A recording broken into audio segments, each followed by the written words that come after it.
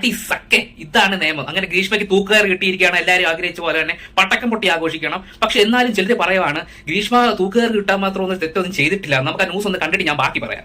Justice Shri Kamal Pasha കൂടി ചേർന്നു. ശ്രീ കമാൽ പാഷ, ഈ വധശിക്ഷയെ തൂക്കുകയറിനെ അങ്ങ് കാണുന്നത് എങ്ങനെയാണ്? അല്ല, ഇപ്പൊ ഇതിലെ ജീവപര്യന്തല്ലേ കിട്ടിയേക്കുന്നേ? അല്ലല്ല, വധശിക്ഷ തൂക്കുകയറാണ്. വധശിക്ഷ കൊടുത്തേക്കുന്നോ അതില്? വധശിക്ഷയാണ് സാർ, വധശിക്ഷയാണ്. അയ്യോ, ഞാൻ അറിഞ്ഞില്ല. ലൈഫ് എന്ന് ഇവിടെ ആരോ എന്റെ അടുത്തൊന്ന് പറഞ്ഞു, ഞാൻ അറിഞ്ഞില്ല. ഞാൻ വാർത്തയാണ്, ഞാൻ ഒരു മീറ്റിംഗിൽ ഇരിക്കായിരുന്നു. ഇപ്പൊ ഞാൻ ഇറങ്ങിയുള്ളൂ, പ്രശ്നിച്ചുകൊണ്ടിരിക്കുന്നു. അതായാലും വധശിക്ഷയാണെന്നുണ്ടെങ്കിൽ അത് കൂടുതലാണെന്നാണ് എന്റെ ഒരു അഭിപ്രായം. അതായത്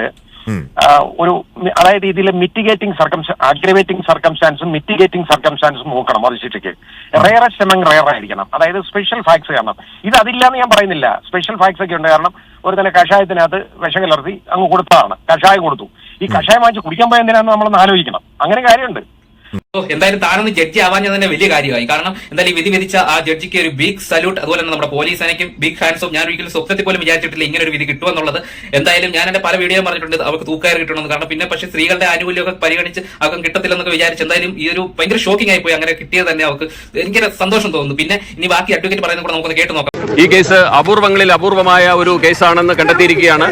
അതിനാൽ ഒന്നാം പ്രതിക്ക് വധശിക്ഷ തന്നെ വിധിച്ചിരിക്കുകയാണ്. അതുകൂടാതെ അതിനോടൊപ്പം 2 ലക്ഷം രൂപ പിഴശിക്ഷയും വിധിച്ചിട്ടുണ്ട്.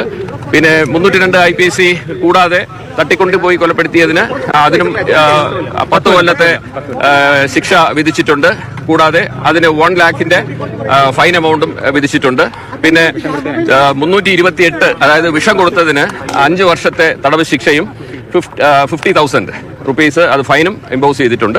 പിന്നെ 2 വർഷത്തെ തടവ് ശിക്ഷയാണ് ഈ 203ക്ക്, അതായത് പോലീസിനെ അന്വേഷണത്തിൽ തെറ്റിദ്ധരിപ്പിച്ചതിന്.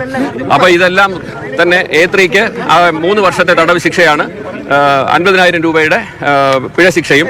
അപ്പം 201ന് അതായത് തെളിവ് നശിപ്പിച്ചതിനാണ് ശിക്ഷ വിധിച്ചിരിക്കുന്നത്. ഇതിലെ എമൗണ്ട് റിയലൈസ് ചെയ്യുകയാണ് എന്നുണ്ടെങ്കിൽ പിഴശിക്ഷ അത് കോമ്പൻസേഷനായിട്ട് മാതാപിതാക്കൾക്ക് കൊടുക്കാനും കോടതി വിധിച്ചിട്ടുണ്ട്. എന്തായാലും ഇപ്പൊ ഒരു കാര്യം മനസ്സിലായി, നമ്മുടെ നാട്ടിലെ ആണുങ്ങൾക്കും നീതി കിട്ടും എന്നുള്ളത്. അതിനൊരു ബെസ്റ്റ് എക്സാമ്പിൾ ആണ് ഈ ഒരു കേസ്. പിന്നെ പറയാനുള്ളതെന്ന് പറഞ്ഞാൽ ഏതൊരു റിലേഷൻഷിപ്പിലാണെങ്കിലും ആർക്കും ഇപ്പൊ താല്പര്യം തുടർന്നു പോകാൻ താല്പര്യം ഇല്ലെങ്കിൽ പറഞ്ഞു പിരിയുക, അല്ലാതെ ആരെയും കൊല്ലാനോ അല്ലെങ്കിൽ ഡിപ്രഷനിലേക്ക് തള്ളിവിടാനോ ഉള്ള സാഹചര്യം ഉണ്ടാക്കരുത്. അങ്ങനെ ചെയ്യാനും പാടില്ല. അങ്ങനെ ചെയ്യുന്നവർക്കും ഇങ്ങനെ ചെയ്യാൻ പ്രേരിപ്പിക്കുന്നവർക്കും നല്ല ശിക്ഷ കിട്ടണം എന്ന് തന്നെ ആഗ്രഹിക്കുന്നു. എന്തായാലും ഈ വിധിയിൽ ഭയങ്കര സന്തോഷം. നിങ്ങളുടെ അഭിപ്രായം കൂടെ കമന്റ് ചെയ്യുക.